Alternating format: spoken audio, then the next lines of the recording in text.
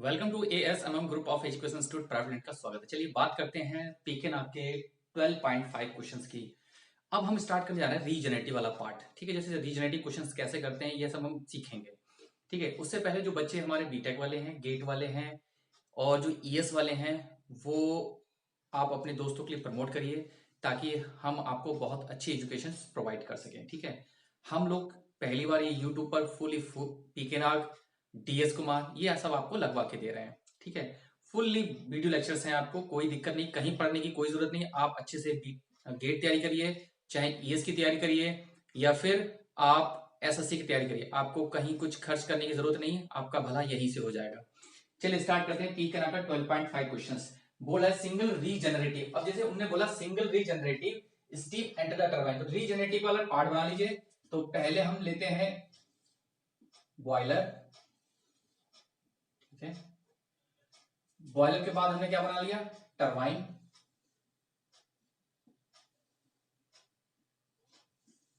ठीक, उसने कहा है कि सिंगल रीजनरेटिव। ठीक है, यहां से स्टीम निकाल के एक क्या लगा दिया हमने, हीटर लगा दिया। लगा दो भाई, सिंगल रीहीटर की बात कर रहा है, सिंगल रीहीटर लगा दिया हमने। ठीक है, यहां से हमने कंडेंसर और फिर पंप। पंप का पार्ट हीटर में जाएगा, एंटर करेगा, फिर उसके बाद एक और पंप, उसके बाद बॉयलर के अंदर एंटर कर देगा।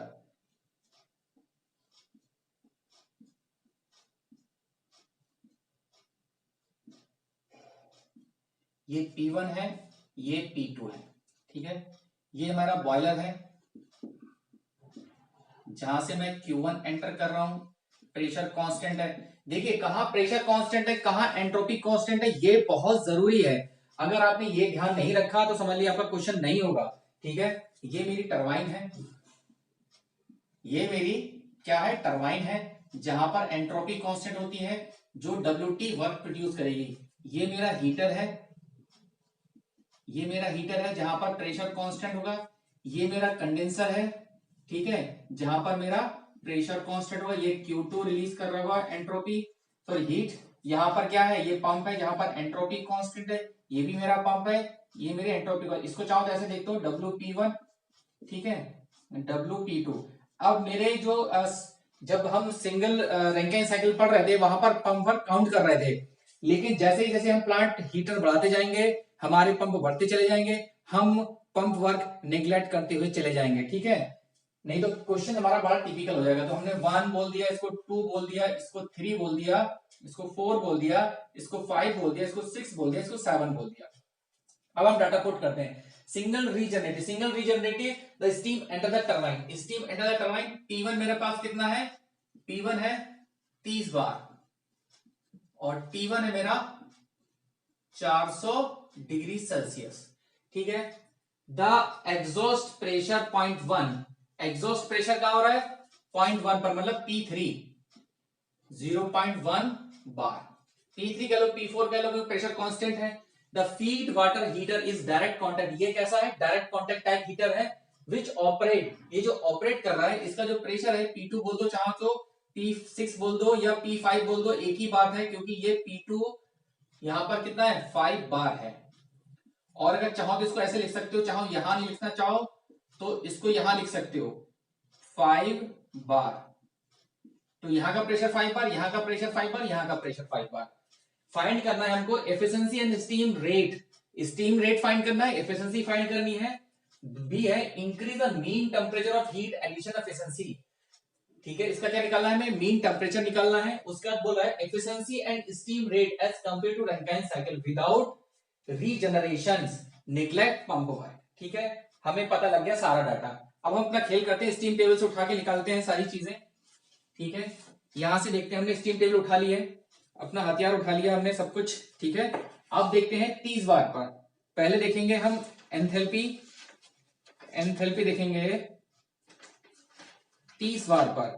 अब 30 बार पर एंथैल्पी और वहां देखो 30 बार पर बार की टेबल ये है, टेम्परेचर टेबल ये है यहां से। ठीक है, अब 30 बार ऐसे जाएंगे, अब देखेंगे 400 बार कहां है, हमने लिख देंगे यहां पर है। तो मेरा H1 फाइंड हो गया, H1 फाइंड हो गया मेरा 32 32.5 किलो जूल पर केजी। मैं नहीं लिख रहा हूं बार बार, ठीक है, अब सबको पता चल ही गया है। और एंट्रोपी में देखूंगा 30 बार पर,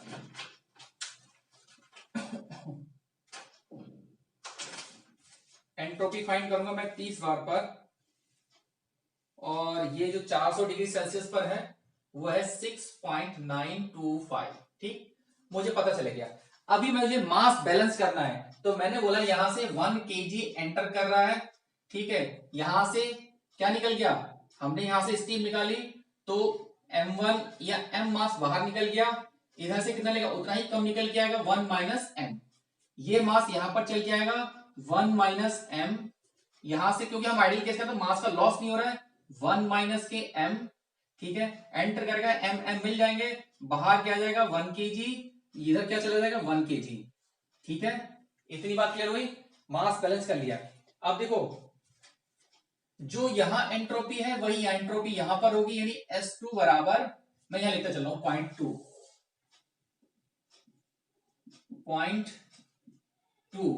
एट 5 बार की बात करेंगे, ठीक है।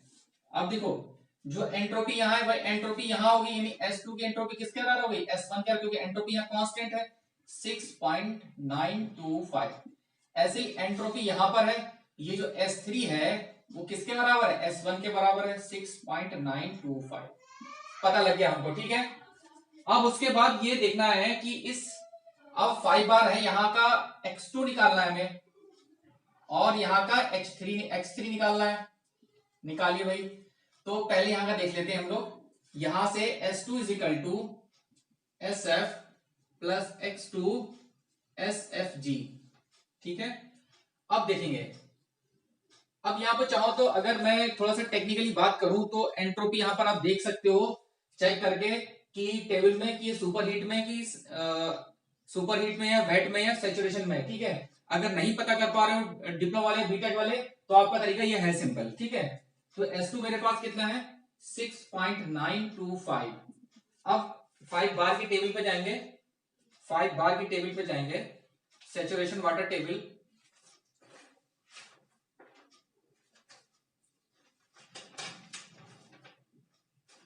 फाइव बार की टेबल खोल ली।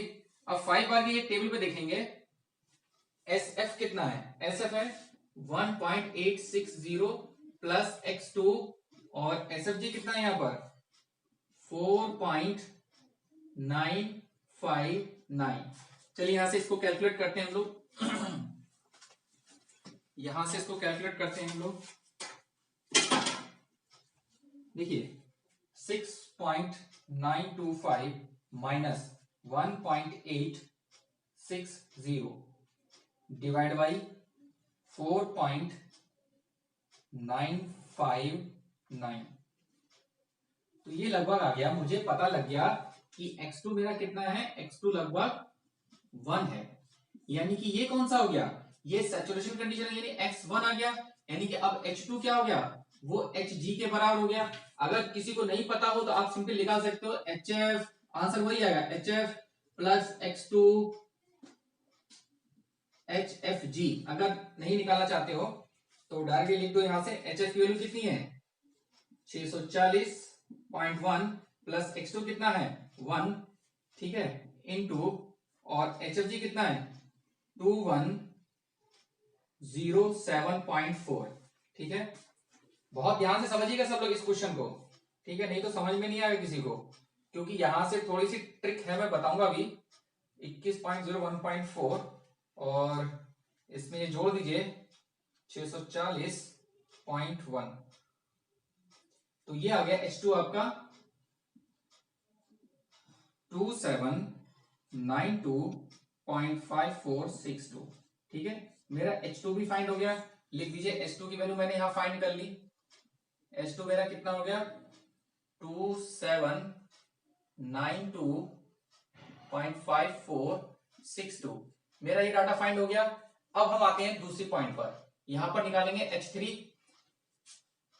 यहां पर मुझे चाहिए H3, H3 निकालने क्या चाहिए, तो यहां लिख देता हूं 0.3 एट, अब कौन सा प्रेशर इस्तेमाल करेंगे 0.1 बार एट 0.1 बार, 0.1 बार, ठीक है। तो अब यहाँ पर S3 किसके बराबर है, S3 is equal to SF plus X3 SFG। ठीक है, S3 वैल्यू कितनी है 6.925। ठीक है, अब ऐसा देखो 0.1 बार, देखो 0.1 बार, 0.1 बार की टेबल पे आ गए। 0.1 बार की टेबल में हम देखेंगे एसएफ की वैल्यू कितनी है। एसएफ है 0.649 प्लस x3 और HFG है मेरा 7.502। ठीक है, इसको कैलकुलेट करिए तो ये आ जाएगा 6.925 माइनस 0.649, ठीक है, डिवाइड बाई 7.502। तो ये मेरा आगे निकल के x3 निकल के आ गया 0.8365, या सिंपल लिख सकते हो लगभग 0.84 लिख सकते हो, कोई दिक्कत नहीं है। इतनी बात किसी को दिक्कत, यहां तक जरा नोट करिए। किसी को कोई पॉइंट ऐसा हो जो समझ में ना आ रहा हो, यहां तक किसी को कोई पॉइंट ऐसा हो जो समझ में ना आ रहा हो। ठीक है, यहां तक नोट हो गया सबका। अब यहां से वैल्यू निकालिए सब लोग, यहां पर अब निकालिए H3। चलिए निकालते हैं H3। H3 is equal to क्या हो गया HF प्लस X3 HFG। अब हमको पता है 0.1 बार पर HF कितना है 191.8 प्लस x3 कितना है 0.84 लिख सकते हैं डायरेक्टली, कोई दिक्कत नहीं है। और HFG मेरा 2392.9। अब यहां से H3 फाइंड करिए। 191.8, ठीक है, प्लस 0.84 मल्टीप्लाई 2392.9, तो ये निकल के आ गया आपका H3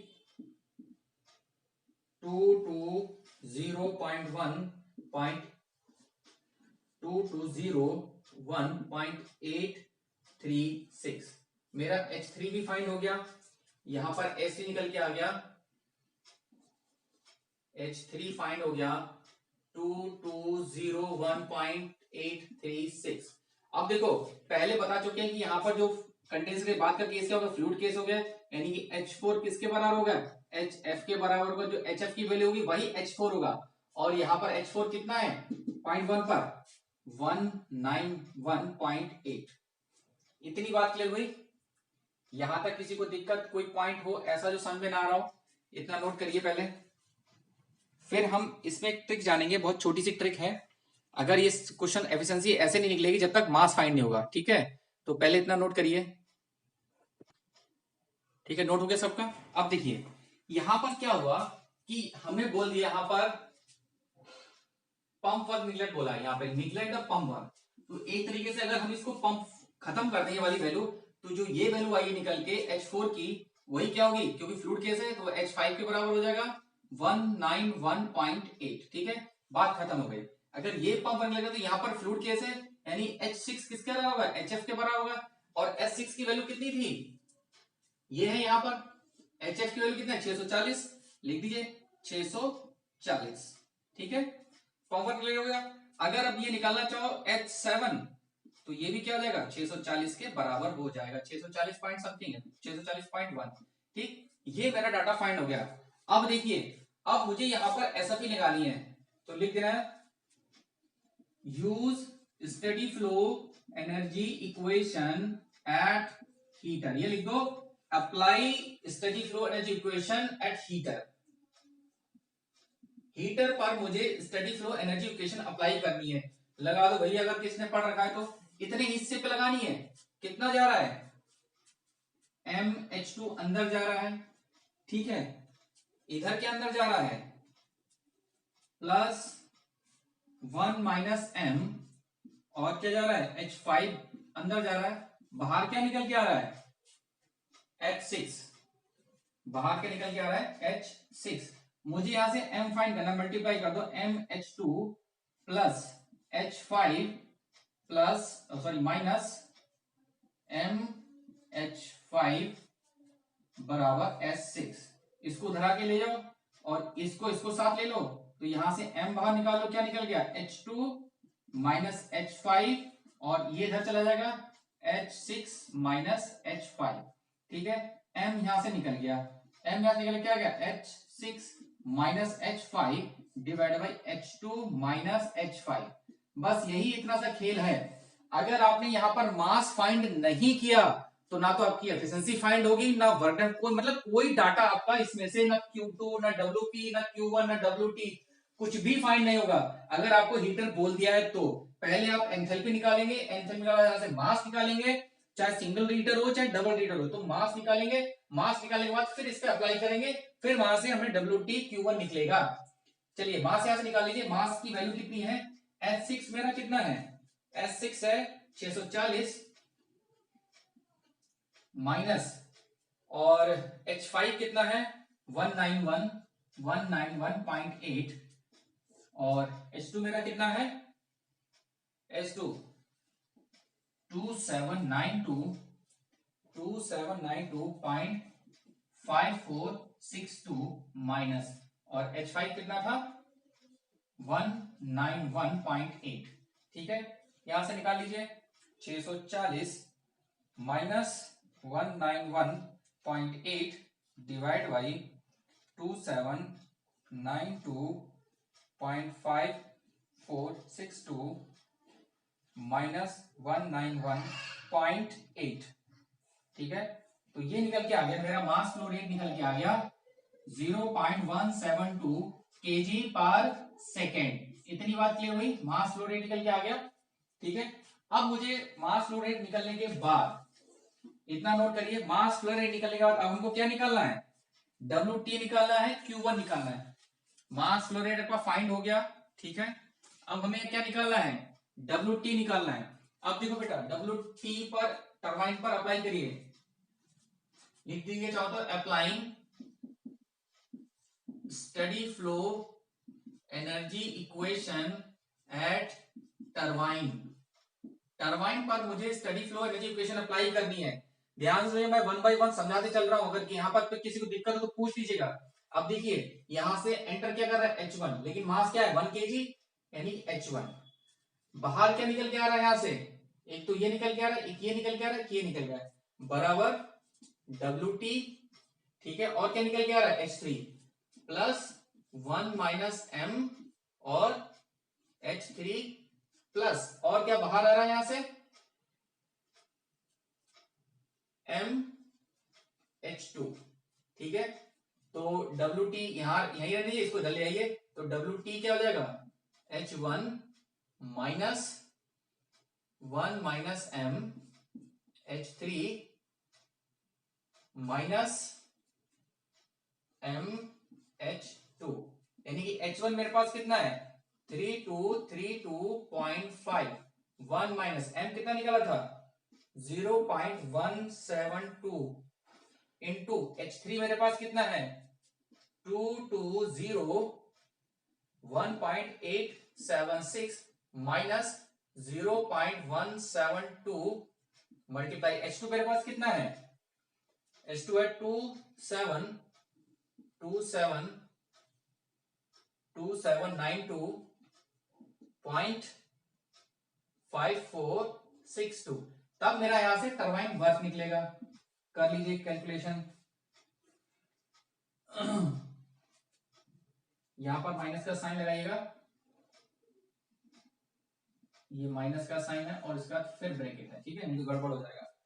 तो ये आ रहा है minus 3232.5 minus 1 minus 0.172 multiply 2201.876 minus कितना है 0.172 मल्टीप्लाई 2792 0.5462। तो मेरा WT निकल के आ गया 929.028। ठीक है, ऐसे ही मुझे Q1 निकालना है। तो अब Q1 निकालना है तो लिख दीजिए अप्लाइंग इक्वेशन या applying steady flow equation at a boiler. यानी कि यहां पर क्या जा रहा है मैं यहां लिख दे रहा हूं उसको। एंटर क्या कर रहा है, एंटर कर रहा है H1 सॉरी H7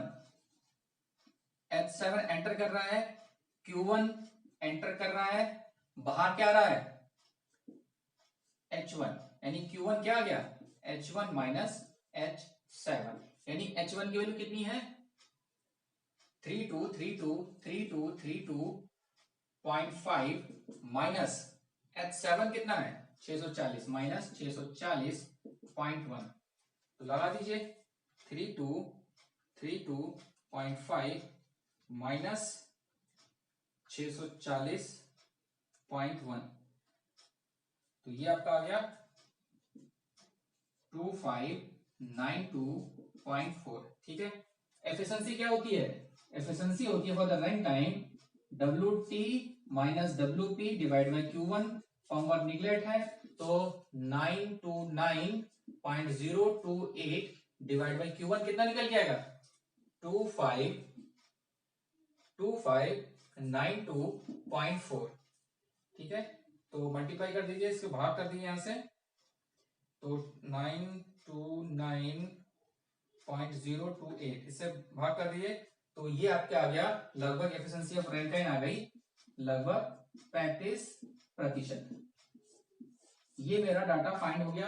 अब मुझे टी मीन निकालना है। पहले टी मीन निकालने से पहले स्टीम रेट निकालिए।